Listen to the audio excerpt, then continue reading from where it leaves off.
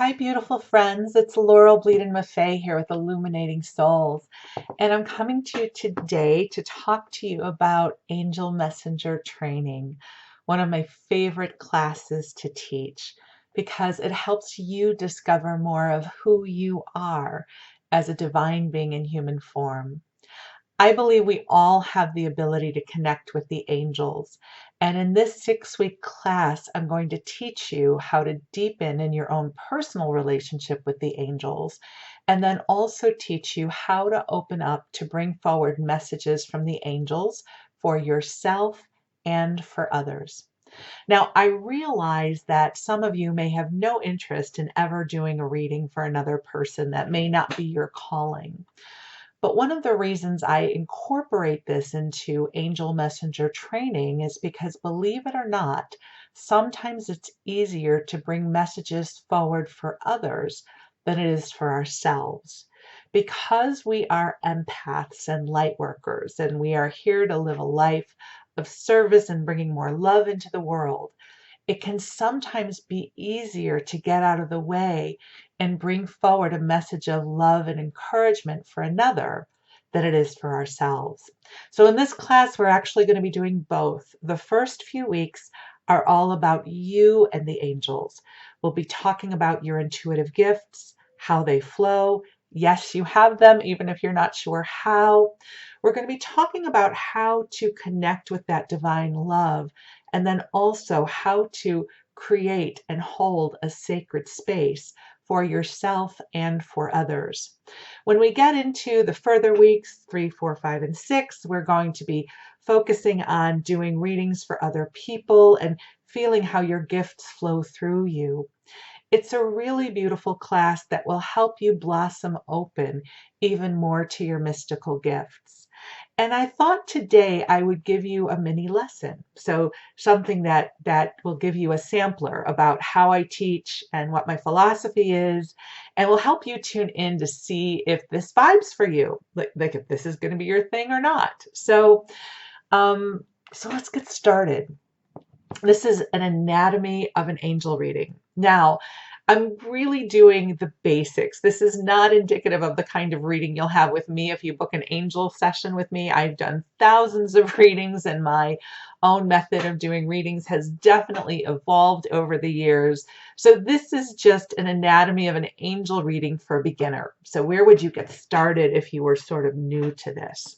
So I am going to be doing our practice reading with the Healing with the Angels Oracle card deck. Now, this is no longer for sale. The author withdrew them from the market. Um, Doreen Virtue is the one who created these, and she has become a born-again Christian, and she no longer endorses her old products. However, for me, I have been using this specific deck since 2005 and have done thousands and thousands of readings with it, and it has become mine. It's speaks to me. I have a shorthand with it, and so this is the deck I'm going to be using for our practice reading today. So when we step into practitioner mode, I want you to think of practitioner mode as this mode that we come into when we open up to divine source and we open up to higher self. And I'm going to be teaching you all about this in the class, so how to make the shift into it. And when someone is before you for a reading or any kind of session you do, any kind of mystical work you might do, what I was taught and what I find to be helpful is to open consciousness to see them in their wholeness. When we see another in their wholeness, in their light, in their gifts, and in their abilities, we gain altitude as a way of supporting them. It doesn't mean that somebody might not show up in front of you in their pain, in their wound, in their difficulties, but we don't necessarily start our work from seeing them in that. My experience is I try to see everyone from their wholeness first, because it helps me as a practitioner gain altitude to support them in whatever it is that they're going through. Now, when we're talking about doing an angel reading, we're not asking you to be profoundly psychic or clairvoyant or be able to channel messages from people's dead grandparents or a wisdom council. it is a different modality where we are going to be training you to open to the loving wisdom of the angels. So you won't have to do predictive work. You won't have to dazzle us with your psychic prowess. We're really focusing on amplifying the divine love that flows through you and amplifying that for messages of wisdom, guidance, encouragement, love, and healing for another. So it's very different than other kinds of readings. You don't have to do predictive work. You don't have to tell people what's going to happen in the next 6 months. It's a really beautiful, gentle way to learn to do readings. So I always start my sessions with a prayer. I love praying out loud. It's a way of bringing the intention through the throat chakra. I've always found it to be so powerful when I can hear someone praying for me. So when I became a practitioner, I knew that I would want my clients and students to hear me praying for them. So that's why I always start with an opening prayer. It also is my gateway to shift from earth girl mode, which is what I call when I'm just Laurel out in the world, into practitioner mode. So I get out of the way and I let the angels and source and spirit come through me. Now, you as a practitioner, you may or may not choose to pray aloud, but I will be encouraging you as your mentor to have some kind of prayer or invocation that you do, even if it is within you, that signals to the angels that you are now ready to facilitate bringing forward a message. So you've probably heard my prayers before. I will say it out loud so you can hear it right now. And when I pray, especially for this practice session that we're doing, I'm asking the angels to bring forward a message for all of us. So if you happen to be tuning into this message, you are included in the all of us that I am tuning into right now. So typically what I do is I close my eyes when I pray. And I take my cards and I'm shuffling my cards while I do the prayer. So why don't you join me? I'm going to close my eyes because that's what I do when I pray. You're welcome to keep your eyes open. I just invite you to take some deep breaths in as we connect with the heart of God. And Father, Mother God, just now we ask for the clearing. We ask to be surrounded, uplifted, and filled with the clear white light of divine love. And angels, guides, ascended masters, teachers of light, we invite you to join us here. And we ask that you speak loudly, clearly, in ways that we will understand, bringing forward messages of love, encouragement, upliftment, and healing and service to all of us, in service to our highest and best good. And for this and so much more, we are so grateful, and so it is. Amen. And so typically while I'm doing the prayer, I'm starting to tune into the energy, feeling my way in, feeling the way that I can be of service to whoever I'm doing the reading for. And then I start by pulling 3 cards. So let me start here. I'm going to pull cards. I'll show you what they are in just a second. Give me a moment. Beautiful. So when you start working with your cards, you're going to find your way to a deck. Your angels are going to help you find your way to a deck that will speak to you. And I recommend, if you will, committing to a deck. Not that you can only use one deck. Listen, probably all of us who love oracle cards have dozens of decks, yes. But over time, you're going to build a shorthand with your deck. So what a card means to me may be different than what a card means to you when we're doing our readings, because it's really about building up a glossary of connection with the angels so they have an easy access to drop ideas, concepts, and messages through you. So in the anatomy of a reading, typically what I do is I ask my client, how would you like to use our time together? Or how can I serve you? What can I do for you today? And I invite them to have a conversation with me because that helps me start tuning in. I'm not the kind of practitioner that just does blind readings. I do have clairvoyant friends, and when you have a reading with them, they'll say, don't tell me anything. I'm just going to download everything.